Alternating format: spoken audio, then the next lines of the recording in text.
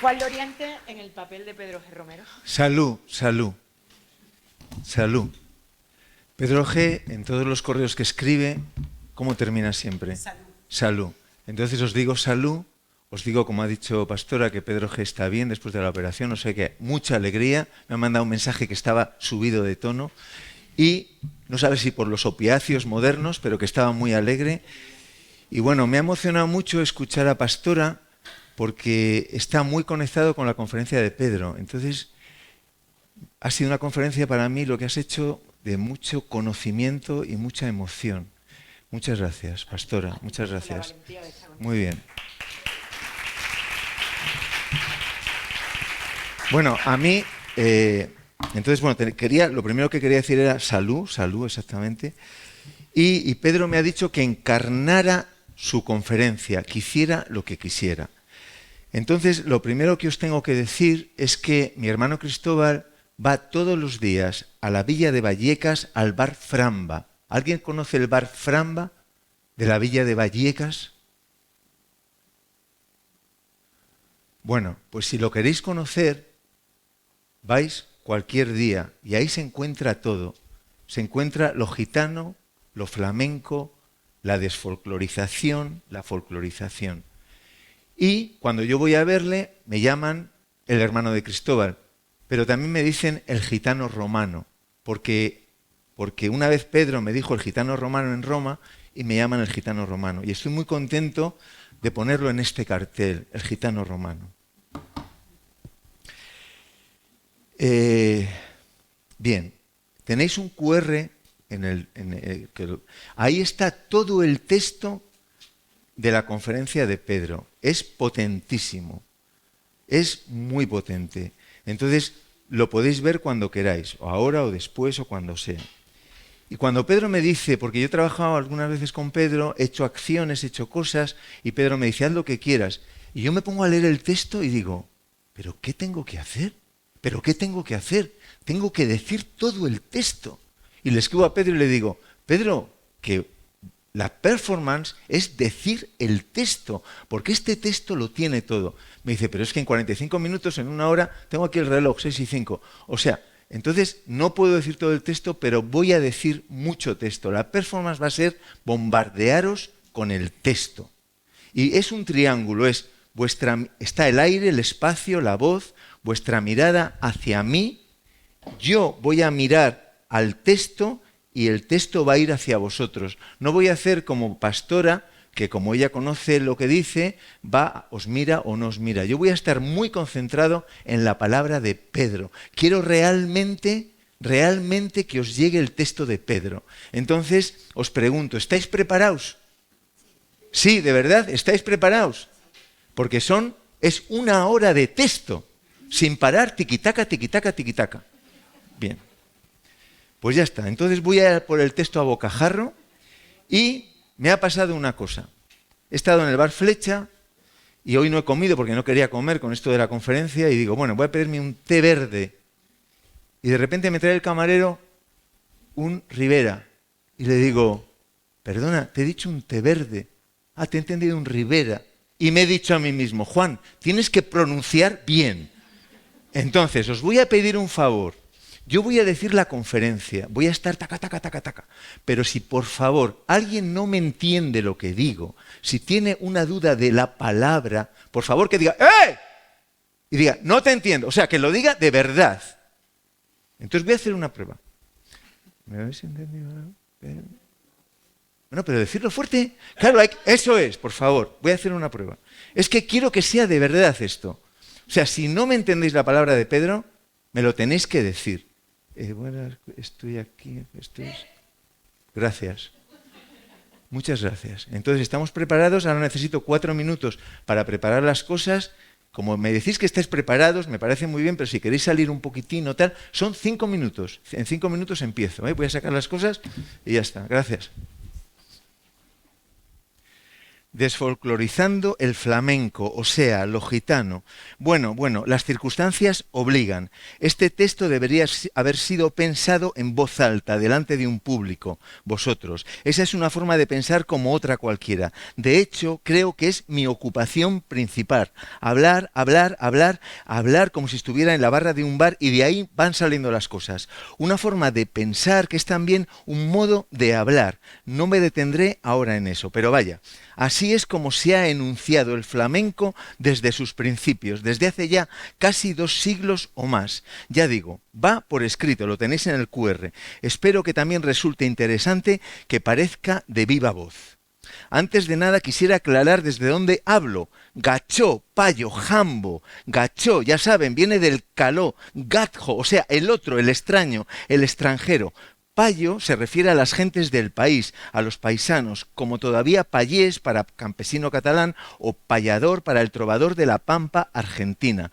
Jambo es más complicado porque quiere decir también extranjero en caló, como forma jergal, pero se refiere a los sin pelo, como las ranas, los batracios en general. Y es curioso porque en Portugal existía la execrable costumbre de poner una rana, un batracio en la puerta de los comercios para indicar que allí no eran bienvenidos los gitanos. Hay un bonito film dirigido por la gitana portuguesa Leonor Teles, Balada de un batraquio, 2015, sobre esto mismo. Así que jambo se señala al gachó, a los extraños, pero en los portugales indica también al gitano. En fin, yo me llamo Pedro G. Romero. La G. punto es de González, pero es un apellido comprado por un bisabuelo. ¿Qué pasó? Por un bisabuelo mío. Es un apellido comprado por un bisabuelo mío para ocultar su bastardía originariamente de Jesús, por ser un bebé abandonado en el convento de Jesús, María y José de Aracena, provincia de Huelva. Obviamente yo reivindico la bastardía de esa G. punto. Fernando Terremoto a esa G. punto la motejó como Google, pero cariñosamente me decía que esa G. punto tenía algo de gitano. Costi, el cacho, el chato, bailador del Verdún, en Barcelona, con mucha gracia bautizó esa G. punto como la de Karol G. punto, la cantante colombiana de regatón, ¡aupa Karol G! Y se le escapó el chiste en la grabación de Lo que va por debajo, un tráiler que dirigí este año 2024, no lo pudo evitar, va y lo suelta, como la Karol G. Mi abuelo paterno, bueno, es una historia larga, pero él era tratante de bestias, caballos, burros, mulas y era un flamenco, amigo íntimo de Canalejas de Puerto Real. Un prenda, decía mi abuela. Había negocios habitualmente con los gitanos, hacía negocios habitualmente con los gitanos, especialmente extremeños que se dedicaban a las caballerías, claro, pero todo es ponerse, le decía yo a Fernando. Si hay que hacerse gitano, uno se hace, no se nace. Si hay que hacerse gitano, uno se hace, no se nace. Por parte de mi abuela paterna, la mujer de mi abuelo, la conocía ella que me quería mucho. Mucho me quería mi abuela. Él, mi abuelo, murió cuando yo tenía 6 meses de edad. Fui el único nieto al que conoció. Para la mujer de mi abuelo, el flamenco era una música odiada. Tenía sus particulares y personales razones. Prefería la música clásica. Solo cuando me vio tan aficionado, me contó las flamencuras de mi abuelo. Yo tenía más de 20 años. Ella procedía de una familia de quincalleros de Lequeitio, de apellido Fernández, que llegó a la herrería que después sería de su padre a vender quincalla, puntillas, clavos, herraduras, y allí se quedó en la aldea de Puerto Moral, cerca de mi Aracena. Mi tía abuela Antonia decía que había oído cantar en euskera a su abuelo. Bueno, esto son cosas de la memoria, pero bien, está ahí. Ella dice que le escuchó. En alguna de mis indagaciones en torno a los mercheros y los moinantes, como se llaman en Galicia y norte de Portugal, identificaron pronto ese Fernández con un apellido merchero, y a mí como tal.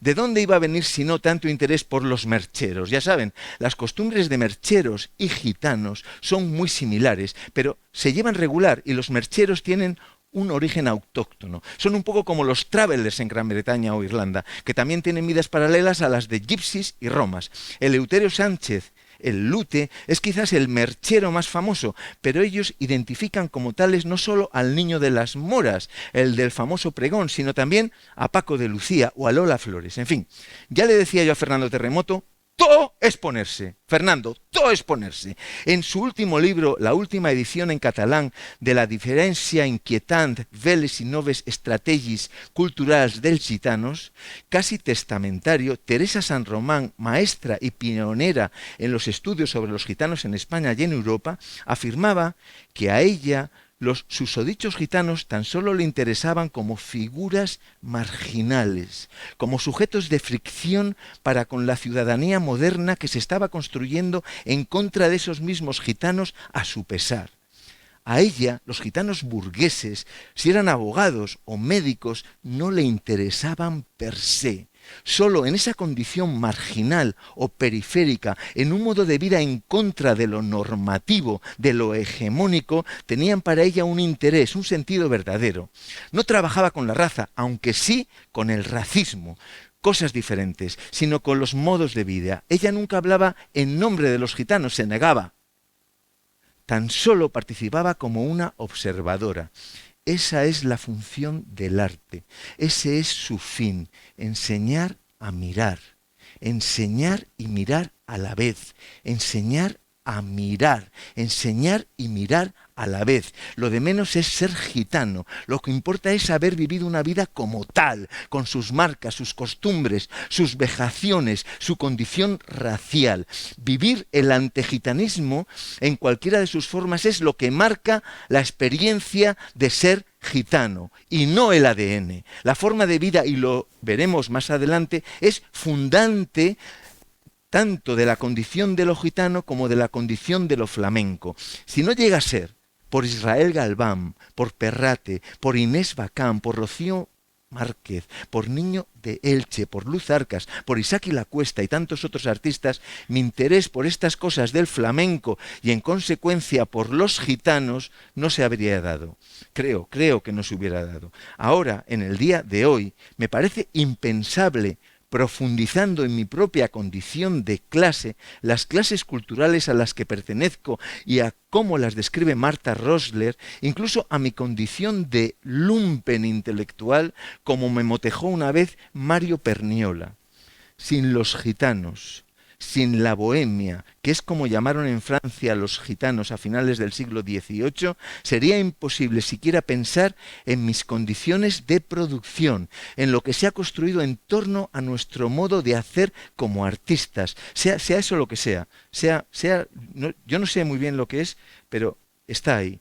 No sé, creo que necesitaba sentarme aquí, en esta silla, silla Pepita, por Pepita Oliva, la abuela de Vita Sackville West, la Orlando de Virginia Woolf. Eso lo sabrá bien Noelia Cortés. Estoy sentado en la silla de Pepita, para dejar claro desde dónde hablo, en qué silla me siento. A ver, un poco de agua y prosigo.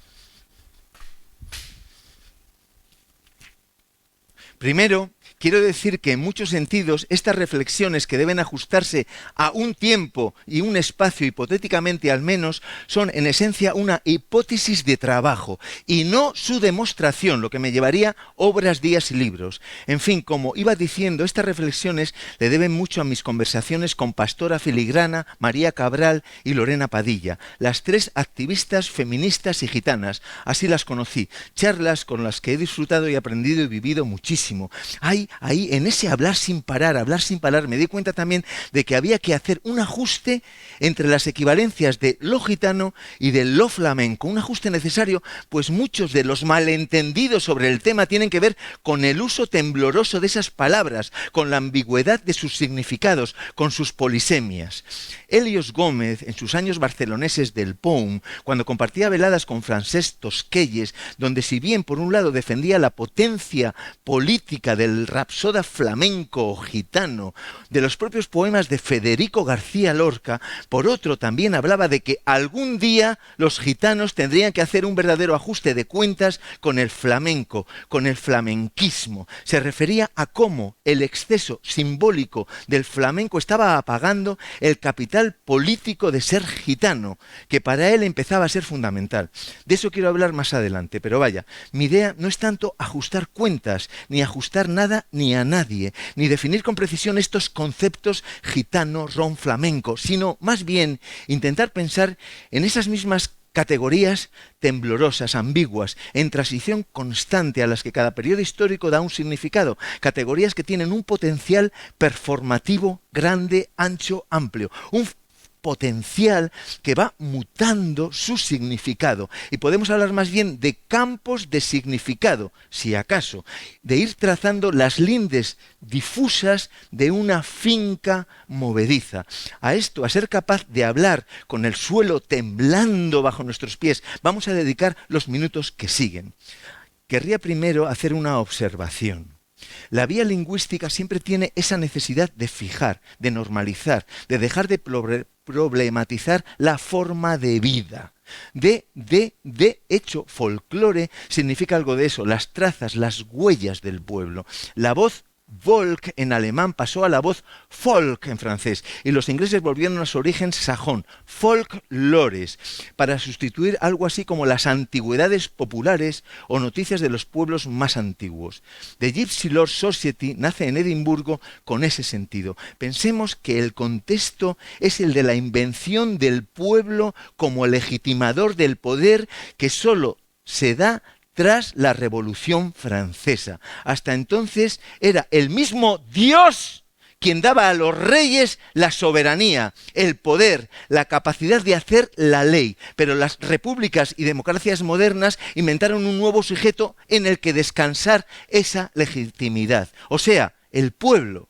En ese momento nos dice Giorgio Agamben, a la vez que nace el pueblo, nace el populacho. Retomamos después de lo que esta inclusión, exclusión significa y cómo se alinea con estas ideas de pueblo, teutón, alemán, Volk, que son distintas ideas de pueblo. Volkswagen, por ejemplo, fue el intento de los nazis de crear un auto para el pueblo genérico, un coche para los que no tenían un Mercedes, un poco como hace Ford en Norteamérica, para quienes no tenían un Chrysler. Pero es también como ahora cuando quieren llamar música urbana a todo lo que es la música de los latinos o de los negros, una música que siempre va a 4x4, siempre es binaria, una herencia de los campos de trabajo, de la esclavitud. En las raves, las criaturas se liberan bailando al son de la música, de la banda sonora que les ha creado el capitalismo financiero. En el flamenco no. No o no siempre. Lo ternario, los polirritmos, como quieran llamarlos, son también una esperanza política. Pero no quiero entrar ahora en esas complejidades. Quiero que se entienda que en cierto sentido, entre teutón, alemán o Volk, prefiero el término genérico y plebeyo de Volk, de pueblo. Es más, ya veremos por qué prefiero su significado antagonista, eso que llaman populacho, que tampoco sabemos bien lo que es, lo que significa. Estas aclaraciones son importantes, son necesarias, no son casuales. Que la revista El Folclore Andaluz, la que dirigió Demófilo, el amigo del pueblo, padre de Antonio y Manuel Machado, esté en el origen de eso que llaman flamencología. Enrique Morente lo llamaba flamencólicos, entre cólico y melancolía. Y sea además fuente principal de la mayoría de los malentendidos que se dan entre el flamenco y los gitanos. No es casualidad. Sutzar especialista en lenguas comparadas, gran estudioso del pidgin, el slang y las lenguas criollas y después, curiosamente, del euskera, entiende que entre las palabras se producen por muy diferentes motivos una serie de contaminaciones y resonancias, como se afectan unas a otras las ondas que deja un puñado de piedras al caer en un estanque. En ese sentido, no sólo opera la verdad filogenética, sino que los préstamos, malentendidos, falsos amigos y juegos de lenguaje construyen significado más allá de su verdad filológica, digámoslo así, incluso de su veracidad en términos de sentido. Nunca queda más claro entonces que lo importante no es lo que las cosas son, sino cómo las cosas funcionan. ¿Y qué decían los formalistas rusos? Esto es lo que decían los formalistas rusos. Cómo las cosas funcionan. Julio Caro Baroja, otro gran folclorista bautizado ya como antropólogo, se preguntaba con sorna por aquellos que encuadraban sus escritos como funcionalistas, la teoría hegemónica de la época, o estructuralistas, cuando ya hacían estragos las teorías de Claude Lévi-Strauss. Caro Baroja responde que especialmente no le interesa ni una ni otra. Por supuesto, está atento a las fuentes, pero es más bien en lo transitivo, las reglas de lo que está continuamente cambiado, Caro Baroja. Eso es lo que quiere, en transición permanente, manteniendo su función, pero cambiando su significado a través de la historia. Es ahí donde él pone su atención en esa plasticidad continua. A eso me refiero quizás cuando hablo de que avanzamos por un suelo tembloroso, por un suelo que se mueve como en un continuo terremoto. Giorgio Divi Uberman creó una imagen poderosa oponiendo a la idea de lugar heideggeriana la imagen de Israel Galván bailando sobre un suelo móvil.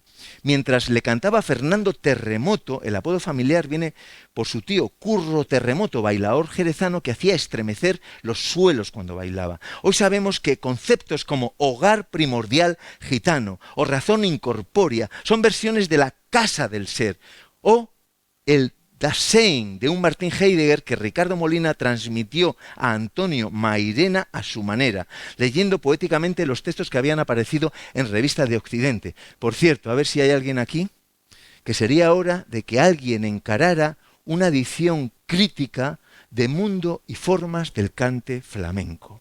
Y es que, para lo que nos incumbe, todo ese cuerpo teórico, incluidos los disparates del mairenismo, aprendí a valorarlos cuando Kiko Rivas me dijo que debía leerlos igual que al Pericón, que magníficamente recogió José Luis Ortiz Nuevo en las 1001 historias de Pericón de Cádiz. Tiene una importancia capital. Su significado y su consecuencia construyen semema, dotan los aconteceres de sentido, y más cuando de lo que pretendemos hablar es de imaginarios, de cómo se han construido los imaginarios de lo gitano y lo flamenco, y cómo proceder ante su folclorización y su desfolclorización si se cree pertinente. Mairena y Molina hacen del flamenco el folclore de los gitanos, y desfolclorizar lo gitano necesariamente pasaría por ahí, por reconsiderar críticamente ese legado. No se trata tanto de apuntarse a la última jerga de moda, sea Enrique Dussel, Ramón Grosfoguel o la Escuela de Coimbra. Yo, perdonad, los leo a todos. Vaya, tengo una especie de enfermedad lectora, una curiosidad patológica, pero si se trata de desfolclorizar lo gitano, habría que ir a la raíz, a Mairena y a Molina. Ellos fabricaron el monstruo. Bendito sea su Frankenstein. Cojo aire de nuevo para ahora sí, después de este largo y necesario prolegómeno, entrar en materia. ¿Me entiendes? ¿Me oyes, verdad? Fue en conversación con el húngaro Rudolf Rostas en Sevilla. Lo conocí como un gitano húngaro que vivía medio en la calle, tirado en la calle. Pero era nada más y nada menos que nieto del gran Big Rudolf, el primer gran folclorista gitano de Hungría, un poco el Antonio Mairena de allí. Pues bien, fue charlando con él en su aldea cerca de Caloxa, donde los gitanos se habían hecho sedentarios especializándose en la recogida de la páprica, el pimentón, que llegamos al contradictorio silogismo. A ver, ¿qué está pasando? ¿Tenéis alguna duda? ¿Pastora? Mira, escuchar el silogismo. Gitano y flamenco son lo mismo. Gitano y rom son lo mismo. Pero flamenco y rom son dos cosas bien diferentes. Es decir, A es igual a B, A es igual a C, pero B y C son cosas bien diferentes. Rompe con toda lógica, es lo que los lógicos llaman una paradoja. José Bergamín acuñó el aforismo: paradoja es como los tontos llaman a la verdad. No es fácil explicarlo. Bergamín se refiere a los tontos como a los idiotas, a los inocentes, en el mismo sentido que María Zambrano escribió sobre el bobo de Coria en El idiota, como aquellos que ven directamente la realidad sin sus aparentes contradicciones, ven la realidad directamente. Pero Bergamín también quería referirse a tontos en el sentido de los listos, los doctores, los gramáticos, que solucionan las contradicciones del mundo asignándole la famosa palabreja paradoja. De nuevo estoy apelando al suelo movedizo que tenemos bajo los pies. No quiero certezas ni sustantivos confortables. Tenemos que aprender que pensar, que hablar, que pensar, reitero que para mí pensar y hablar son lo mismo, es un espacio de transición, de movimiento continuado y contiguo. Y es que la hipótesis que voy a plantear pasa por apuntar una pequeña arqueología de cómo ha sido lo flamenco entendido en un sentido extenso, lo que está cargado de estigmas a lo gitano, al pueblo gitano. Aunque también es verdad, como dice mi amigo Bobote, de Civil, José Jiménez, que todo lo nuestro, de todas nuestras costumbres, solo por el flamenco no nos maran, no nos pegan, solo por el flamenco no nos maran, no nos pegan. Pero el proceso hasta llegar ahí, hasta que el flamenco se convierte en el gran legitimador de un vivir gitano, no ha sido simple. Y la construcción de ese imaginario es como las arenas movedizas, donde es más fácil hundirnos que mantenernos a flote, como en el ágil zapateado de Galván sobre el suelo de contrachapado moviente. Es importante atender a la materialidad de ese proceso histórico. Por ejemplo, no es lo mismo hablar de pecado que de falta, que de delito. Son consideraciones históricas que han ido mutando de significado en el campo de las leyes. Por ejemplo, así se ha construido la ley. Robar una gallina para comer, primero, era solo pecado, pero ahora ha acabado llevando a gente a la cárcel. La imposición de criterios económicos frente a criterios políticos o morales es una de las lacras de nuestro tiempo. Y es por ese embudo histórico que se ha acabado motejando al propio gitano, a la gitanería. Conocer la materialidad de lo que los construye es por eso importante, la materialidad de lo que nos construye. Hablar puede parecer una operación mágica, estoy aquí hablando, pero está llena de aire, saliva y cuerdas vocales. Es todo el cuerpo el que acaba hablando. Y con en su entorno inmediato, el medio y las circunstancias institucionales que provocan ese habla, esa habla. Muchas veces, casi siempre, lo mismo que nos emancipa, lo que nos libera, también nos ata, nos sujeta. La construcción de la gitana y el gitano como sujetos políticos en nuestro presente obliga necesariamente a establecer fricciones con lo flamenco como su imaginario, como su propia imaginación. El mundo o medio circundante, como toma Caro Baroja de Jacob von Uffel, no es un Umwelt permanente y estable, un ambiente permanente y estable, como quiere Heidegger, ni tan siquiera en el segundo de tiempo que sigue a cualquier enunciación de un ambiente, de un Umwelt particular. En concreto, más bien, el mundo circundante va mutando, está en transición permanente, es extremadamente plástico. Así, por ejemplo, hay que saber distinguir las persecuciones por cuestiones de religión de las persecuciones por cuestiones de clase o de raza, aunque es obvio, están profundamente interrelacionadas. El control bisocial se ha dado siempre, pero se convierte en biopolítica en un momento determinado, por poner un ejemplo. Pero los signos, los sememas, los gestos, el pathosformel que tan profundamente empezó a estudiar Aby Warburg, nutren de mutaciones todos esos cambios. Estamos hablando de imágenes, de imaginarios y de imaginación. En el campo artístico, por ejemplo, sabemos bien que los desplazamientos entre representación y participación y soberanía son más complejos que lo que la teoría política suele separar. Por ejemplo, Teresa Martínez de la Peña se pregunta por qué el fandango, antes de las invasiones napoleónicas, es cortesano, erótico y urbano, y cómo desaparece tras aquella cruenta guerra civil. Soy consciente de llamar así a lo que normalmente se describe como guerra contra el francés. Y el fandango reaparece como algo folclórico, religioso y campesino, sin que musicalmente podamos encontrar demasiadas diferencias entre lo que toca Domenico Scarlatti y las construcciones del fandango en sitios tan dispares como Huelva, Menorca o Navarra.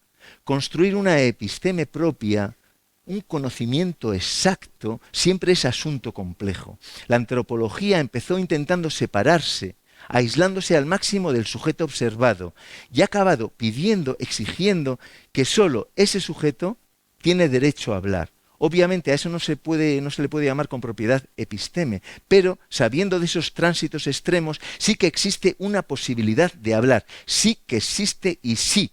Podemos partir de que eso es más o menos posible, que es más importante como potencia que como poder hablar. Pero hay que saber que entre la episteme propia de los gitanos y la episteme que le es propia al flamenco, hay necesariamente desajustes. Y en muchos casos, muchas de las cuestiones que han criticado, marcado, manchado al pueblo gitano han venido de lo que hoy llamamos flamenco, y sus precedentes y sus alrededores. Además, y vuelvo a la frase de Bobote, muchas de las estrategias de supervivencia, respeto, resistencia y posibilidad de establecer modos de vida propios y particulares, modos de vida propiamente gitanos, se deben también al flamenco.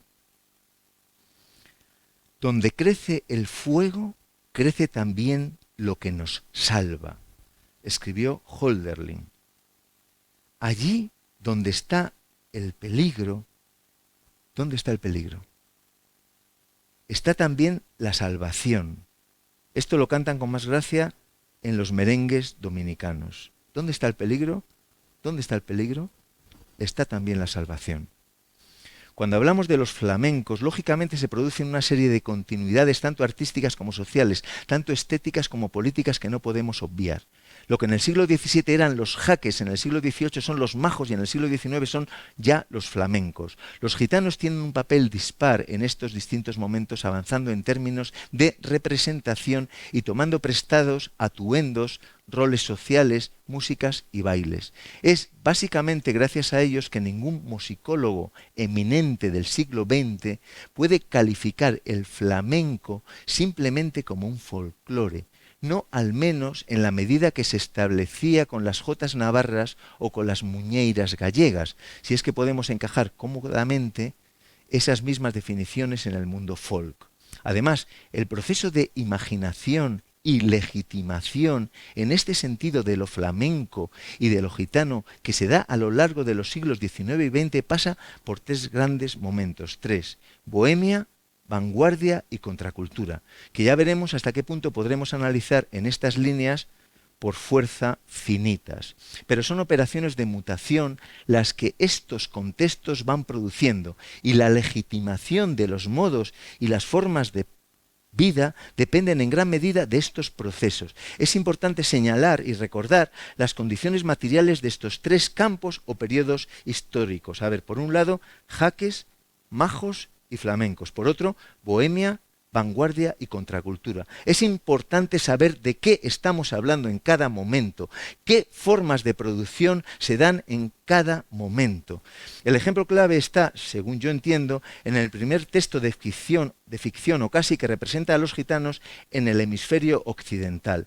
El auto o farsa das Ciganas de Gil Vicente, un autor más o menos mítico que está en los orígenes de la escritura teatral, tanto en castellano como en portugués. No había muchas distinciones para los autores en esa época, y cuando hablamos de teatro, se trata más bien de representaciones populares o cortesanas, sin el edificio especializado que después lo caracteriza, y más cercano a las liturgias religiosas y sus lenguajes simbólicos, cómicos, trágicos, aunque ya con carácter secular.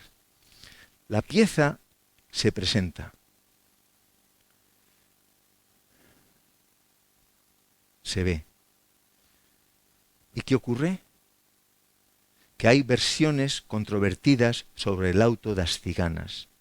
Así, voces ligadas a la reivindicación poscolonial gitana acusan ahora a Gil Vicente de haber sacado el tema no como reivindicación de los gitanos, sino para acuciar esta polémica. No se sostiene, ya digo, ni tan siquiera por el asunto alegórico político de la obra, un asunto de papas, reyes y emperadores. Alegórico político, no. El caso es que también en esos mismos años empiezan a producirse medidas antigitanas en la corte de Évora, entonces sede de la monarquía portuguesa, su centro político. En cualquier caso, hay un contraste grande en lo que sabemos de esas representaciones, en las distintas fuentes de imaginación. Quiero hablar también de la novela Martinete del Rey Sombra de Raúl V. Y aunque siendo sus méritos notables, falla desde mi punto de vista en las consideraciones de las que ha partido, los estudios históricos que presentan la llamada Gran Redada contra los gitanos, pergeñada principalmente por el Marqués de la Ensenada. Desde mi perspectiva, la descripción grotesca y barroca de la corte y los tejemanejes políticos de Ensenada dista mucho del verdadero motivo que provocó aquella persecución, y que tenía que ver no ya con el ciclo antiguo que parte de los edictos de los reyes católicos, auspiciados por la Inquisición, sino con el proyecto de modernización ilustrado, que, importado de las luces francesas, quería europeizar la monarquía hispana. Es decir, es el supuesto interés general del Estado moderno y su idea de progreso lo que persigue a los gitanos, y no solamente el deseo de enriquecerse de unos pocos y la decadencia de la monarquía española.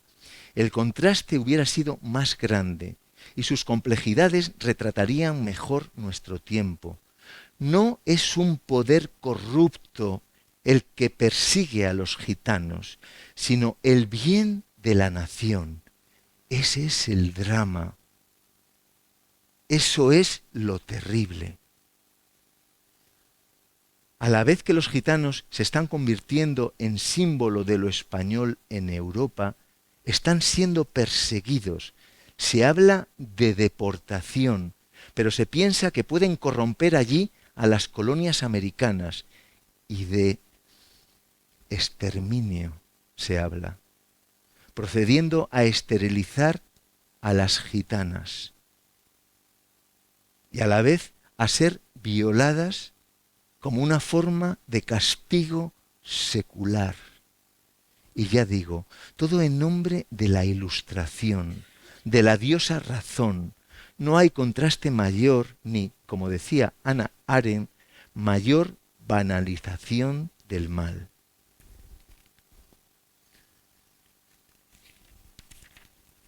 Sin embargo, para concluir este breve análisis, me hago una pregunta. Hablando de pintura, ¿realmente Caravaggio retrata gitanos o pícaros y pequeños delincuentes en el cuadro Buenaventura, en el cuadro Los jugadores de cartas? ¿Realmente retrata gitanos o pícaros y pequeños delincuentes? Permítame decirlo con un anacronismo. No son gitanos, son flamencos. Pero vayamos al núcleo central del asunto, porque en esos dos cuadros Caravaggio va a fundar un género, el de la pintura realista, naturalista, verista, miserabilista, delincuente, social, política, como ustedes quieran llamarla. Como dicen los cronistas de la época, el pueblo de Roma, el pueblo y el populacho estaba esperando ese momento. Por fin se representaría gente de carne y hueso, gente de verdad, y no los ideales de la belleza, la santidad o el mundo antiguo. Y para representar esa verdad, el elegido fue Caravaggio. Y Caravaggio toma dos temas en los que el engaño, por otro lado, la esencia de la representación pictórica, es el argumento. Es decir, en el momento del triunfo absoluto de la verdad, de la realidad, es la mentira la que domina el argumento. Lo real, con mayúscula, escrito así, con mayúscula, no siempre coincide con la realidad. La verdad a mí me engañó, sí. La verdad a mí me engaña. ¿De quién me voy a fiar yo? ¿De quién me voy a fiar yo? Cantaba por tientos Bernardo, el de los lobitos. De nuevo, el mismo par.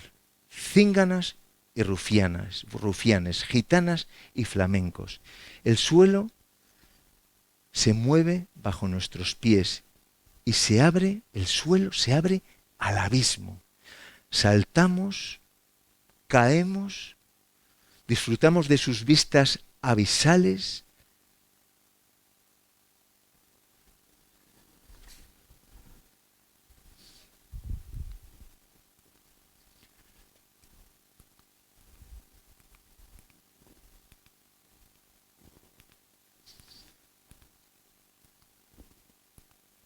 Bueno, ¿me puedes ayudar?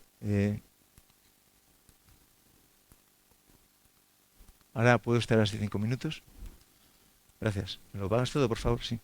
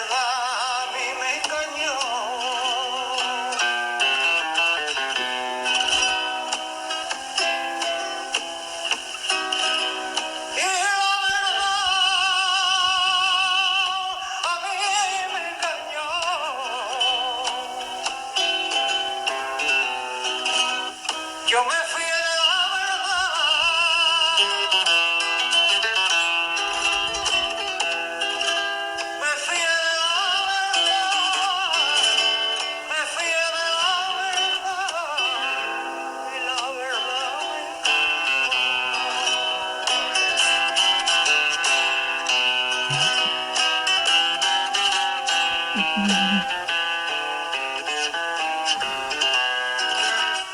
verdad a mí me engañó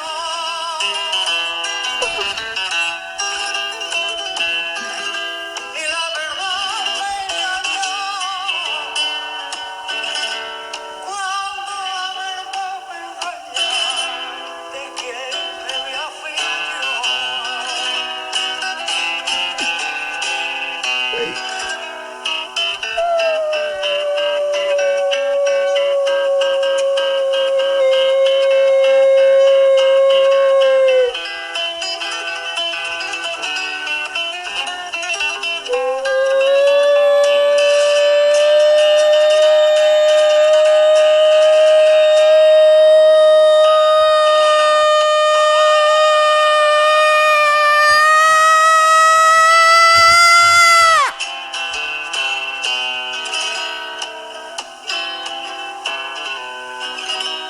Dime tu dolores, que te pones tú en la carita y que tal te huele a flores.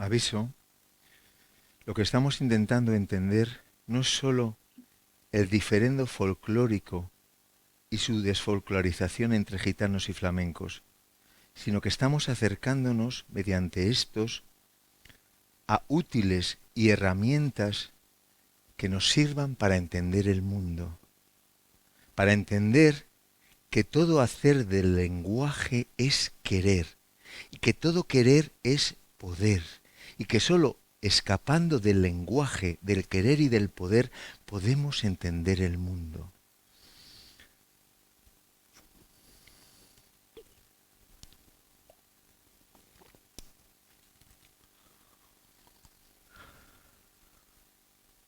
Lo que el flamenco nos enseña es una caja de herramientas para sobrevivir, enfrentarnos al mundo como lo han hecho los gitanos a lo largo de los siglos. Pastora Filigrana acierta políticamente con su libro. María Cabral encuentra en Lacan la complejidad completamente complementaria de gitanos y flamencos. Lorena Padilla hace un solo cuerpo y se hace clase, en el sentido colonial, en el sentido de lucha de clases, con esas diferencias económicas que son también diferencias raciales y género.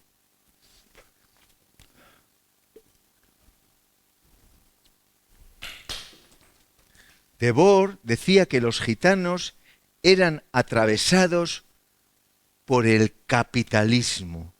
Y eso, al contrario que les ocurría a otras comunidades, no les cambiaba su forma de vida, no les cambiaba su forma de vida. Es discutible, desde luego, hay un plus de folclorización en ese comentario, pero ¿merece la pena desfolclorizarlo? Como me dijo María Bielenberg, colaboradora de Tony Galtriff e hija de Raisa Raya, la gitana rusa que cantó por primera vez el Helem, canción klezmer que ha acabado convertida en el himno de los gitanos desde el Congreso de Londres de 1971. María dijo: romaníes, que se queden ellos como romaníes. Yo a mis hijos siempre les recordaré que son gitanos. Hay una escena genial al principio de la película Les Princes, el film de Tony Gatliff, de 1983, que se abre con un niño gitano en el barro jugando y comiéndose billetes de dólar. Por cierto, la película, producida por Babylon Films, fue financiada por mediación de Guy Debord. Gatliff no sabía decirme, no podía razonar lo que aquella escena significaba, pero sabía que debía de empezar así, con un niño gitano en el barro jugando y comiéndose billetes de dólar. Guy Debord, el autor de La Sociedad del Espectáculo, estaba deslumbrado ante aquellos gitanos, que, utilizando el espectáculo de pleno, eran capaces de escapar de sus lacras alienantes, de su sofisticado sistema de dominio y domesticación. Escapaban de la domesticación. Escapar del dominio y la domesticación. ¡Joder! Ese principio de contradicción original, eso que folcloriza y desfolcloriza al flamenco y a los gitanos, oye, ¿de verdad queremos cortar semejante nudo gordiano? ¿De verdad? Y si la estabilidad de nuestra cordura dependiera de ello, ¿de verdad? Lo que hacen, me temo, Antonio Mairena y Ricardo Molina es usar el flamenco para folclorizar lo gitano andaluz sedentario de la Andalucía occidental, más exactamente. ¿Y podían construir los gitanos andaluces una identidad propia a partir del flamenco? Ese es el proyecto político de Mairena, ese es su valor. Ese es su valor. Para ello, por supuesto, construye toda una serie de categorías asombrosas. Una mitopoiosis, en palabras de Cornelius Castoriadis, absolutamente necesaria. Mitopoiosis es un género narrativo en el cual el autor, Mairena, crea un conjunto de conceptos y arquetipos interrelacionados, creando una mitología propia. Por supuesto, hoy sabemos que nada de eso es cierto, que ninguna de sus teorías poéticas y musicales tenían algo de verdad. Lo que sabemos es que fue el común atlántico, la música afrodescendiente que nos llegaba desde los esclavos americanos, la que construyó toda la riqueza musical que va desde el fandango y los tangos hasta la soleá y las seguirillas. Hoy lo sabemos de una manera exacta, elocuente, y que hasta cierto punto asusta por lo que la historia tiene de apisonadora, de tren en marcha que no hay quien pare hasta su descarrilamiento final.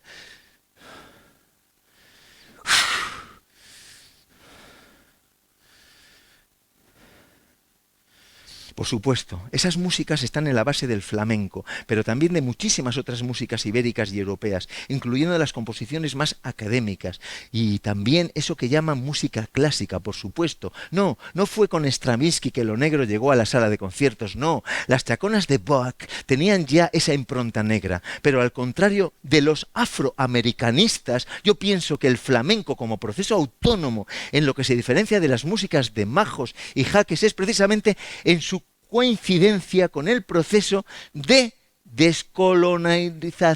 descolonización americano. Es decir, el flamenco como género a distinguir de las músicas de Jaques y Majos pasa por la retirada, y si puede decirse así, del predominante musical afrodescendiente. Se retira el flamenco, el giro hacia los sonidos del Mediterráneo, de las tres orillas del Mediterráneo, donde ya se erigen los gitanos como figuras absolutas de lo subalterno, tiene un papel fundamental que va coincidiendo punto por punto con la independencia de las colonias americanas. La Gran Colombia, el Cono Sur, Brasil, México, Cuba, todo el siglo XIX nos va alejando de ese común musical y nosotros viramos hacia el Mediterráneo. Es verdad, a las colonias que nos quedaban especialmente en el norte de África, desde Orán hasta Mauritania.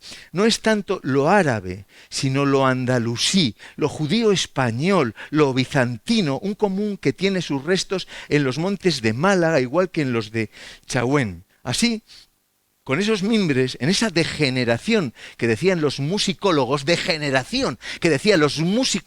artistas flamencos, gitanos y gachos, mercheros y payos, moinantes y jambos, sin apenas distinción, van construyendo eso que es tan reciente y que seguimos llamando flamenco. Y olvidemos, por favor, Andalucía, Tárrega, Miguel Borrul y la rondeña de Montoya, Carmen Amaya y Vicente Escudero, Sabicas, Gades y Farruco. ¿No es todo eso el verdadero flamenco moderno? Lo anterior nos parece sencillamente arqueologías de lo maravilloso. Lo anterior es arqueologías de lo maravilloso. Pero, como decía Kalsum, lo mismo que podía haber dicho la niña de los peines, nos decían que estábamos rescatando no sé qué músicas, pero yo creía que estábamos inventándolas en ese mismo momento que era entonces cuando estábamos haciendo esas músicas. Kalsum lo dijo en 1931. La niña de los peines lo pudo haber dicho en 1922. Lo repito. Nos decían que estábamos rescatando no sé qué músicas, pero yo creía que estábamos inventándolas en ese mismo momento, en ese instante, en ese presente, que era entonces cuando estábamos haciéndolas. Por supuesto, Molina y Mairena hicieron del flamenco el folclore de los gitanos, ni más ni menos. Pues sí, ese giro etnográfico fue un enorme invento y nos dio unos monstruos formidables, maravillosos. Monstruos formidables, maravillosos. ¡Qué grande! Monstruos formidables, maravillosos. ¿Cómo no vamos a adorarlos? ¿Por qué hay necesidad de cortar ese bosón de Higgs, que no sabemos para qué sirve, pero que, según parece, mantiene estable lo real, o al menos, ¡wow!, eso que llamamos mundo? Fíjense en esta paradoja originaria y maravillosa. Flaming, que en el frisón antiguo, lengua germana occidental, significaba entre aguas. Deriva de un flaming, por su pronunciación francesa, del mismo modo que Volk se convirtió en folk. Los lingüistas entonces interpretaron que ese flaming tenía que ver con la misma palabra que estaba en el provenzal con raíz latina y que venía a significar en el fuego. Joan Corominas llega a decir que los flamencos de Flandes son llamados así por lo colorados que se ponían teniendo una tez blanca. Y desde ahí estira una multitud de significados, los encadena, como decía Sutzar, como ondas de piedras que caen en un lago y se entremezclan unas con las otras. Pero qué maravilla, ¿no? Pero qué maravilla. La confusión originaria. El agua se hace fuego. ¡Wow! Agua espejo granadino y fuego en Castilla. Los dos films, las dos seguirillas de Valdelomar.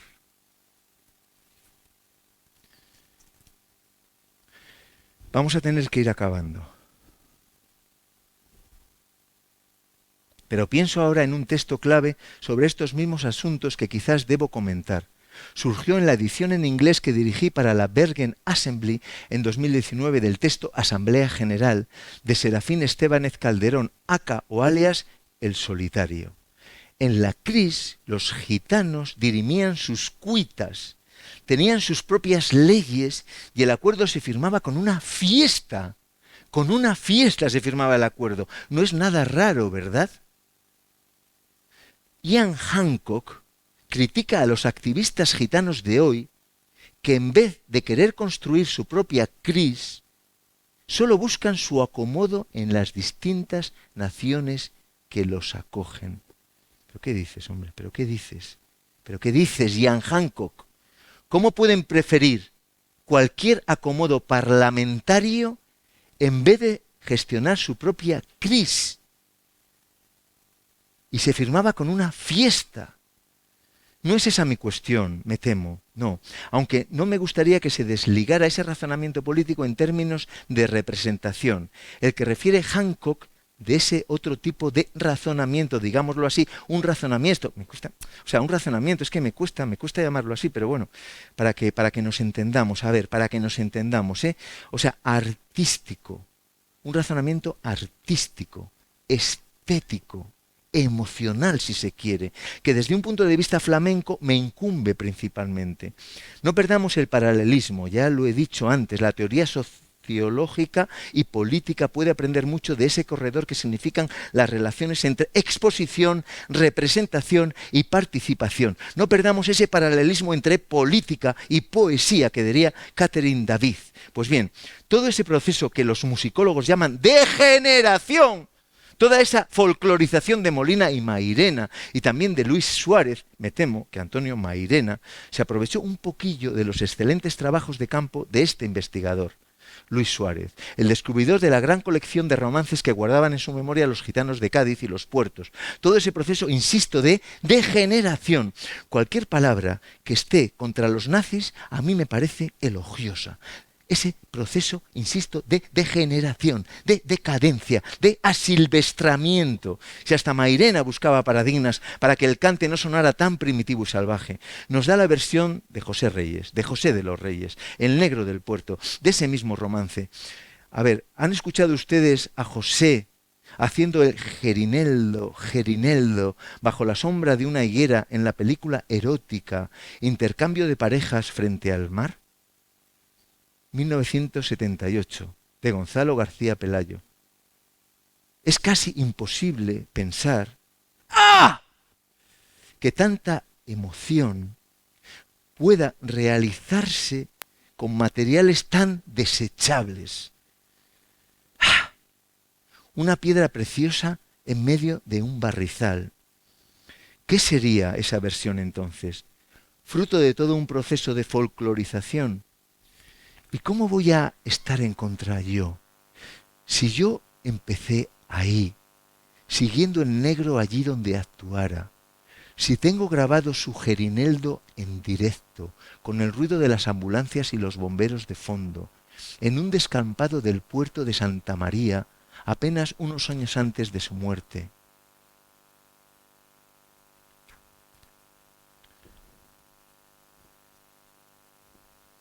Sarah Harem dice que la mejor herramienta contra el orientalismo, y lo pongo en mayúsculas en honor a Edward Said, es la desorientación. Orientalismo es la desorientación. Cuando pensamos en esa regla inefable por la que las comunidades que no tienen representación política alguna agigantan su capacidad de representación simbólica, se entiende así que los gitanos, los eternos excluidos, los eternos extranjeros en nuestro país acaben representando lo español en el mundo, Carmen, el flamenco, los toros. Cuando lo pensamos además a la luz de la práctica artística y no de la sociología o la teoría política, cuando pensamos en ese intercambio entre representación política y simbólica, entonces miramos, observamos, vemos que no se trata de un proceso estanco, permanente, inmutable, no se trata de cambiar una cosa por otra, no, de un trueque, no, o comercio cualquiera, no, más bien es un continuo vaivén, un toma y daca permanente, una dialéctica infinita. Lo hemos dicho antes, desde el campo de las artes sabemos que exposición es representación y que representación es participación, que son procesos íntimamente ligados y no separados por barreras de poder. Sabemos que son potencias y que están interrelacionados, que plásticamente en el sentido pleno de la palabra se transforman unas en otras, como decía Walter Benjamin, la dialéctica de las imágenes están siempre en movimiento.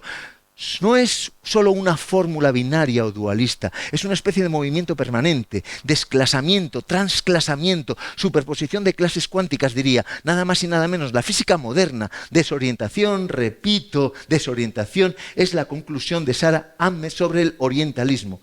Nadie se acuerda ya, nadie. En la Bohemia estaba Fabián de Castro, en la vanguardia estaba Helios Gómez, en la contracultura Maripaz Jiménez. ¿No es un gesto político la recuperación de esos otros modos de hacer? Hoy mismo ahí están los trabajos de Delaine Levas, de Soledad Videla, de Joy Charpentier. Ya lo he dicho antes, el trabajo del arte es un trabajo contra la comunicación. Querer es poder exactamente. Y no se trata de eso, no se trata de eso. ¿Cómo puede usarse el lenguaje sin que eso signifique ejercer el poder?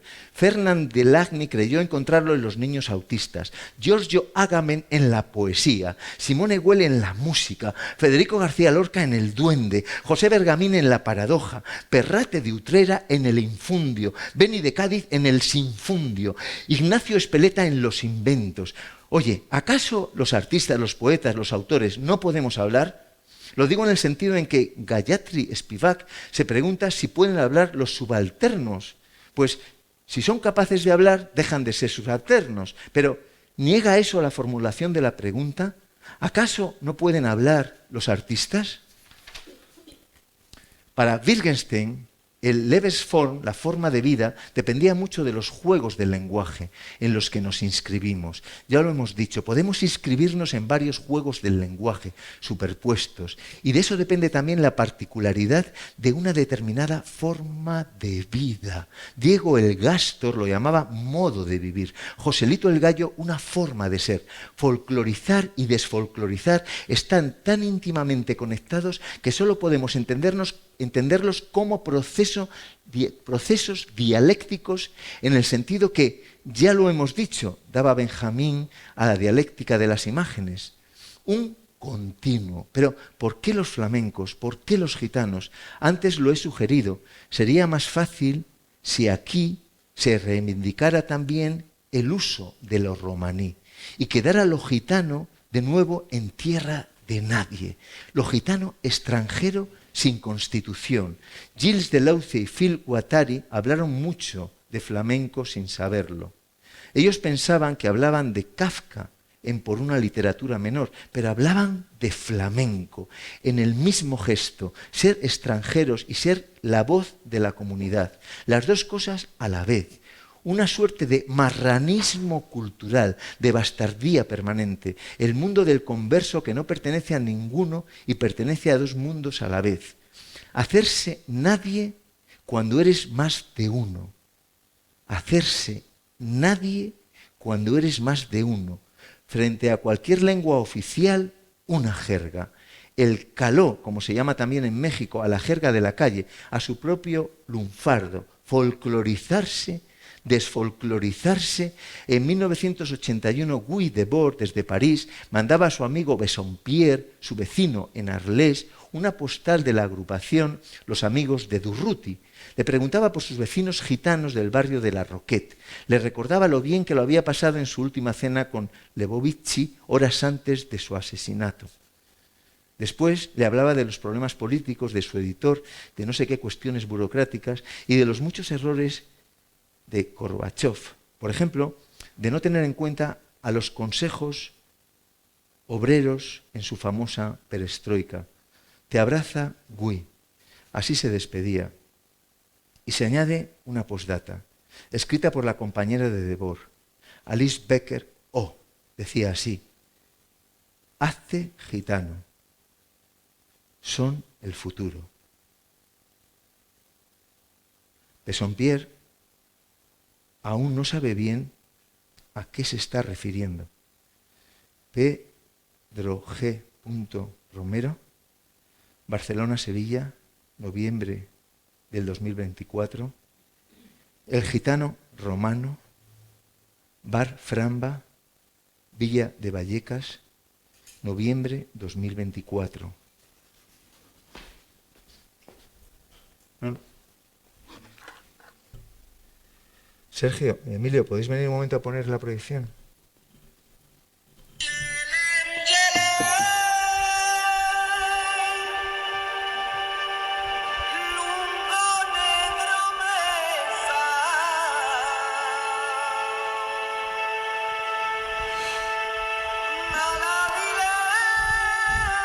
Es a la doble. ¿Dónde le doy?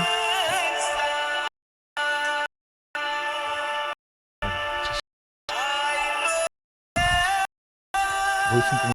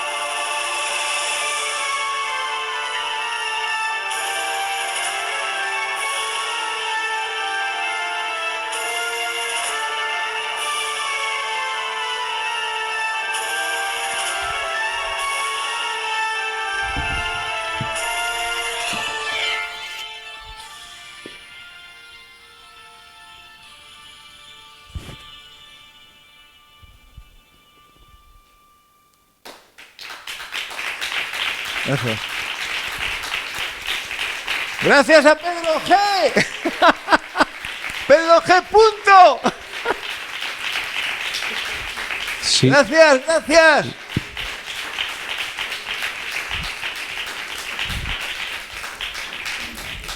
Bueno, son y 21 por mi reloj. Tenía que acabar a y cuarto. Perdona, Estrella, que me he pasado 6 minutos. Pero me he tomado ese licencia. Gracias, ¿eh? Oye, un aplauso a Pedro G. Me cachis en la mar. A Pedro G. Joder. Dale, dale. Fuerte. Fuerte. Que están grabando, que es para Pedro G.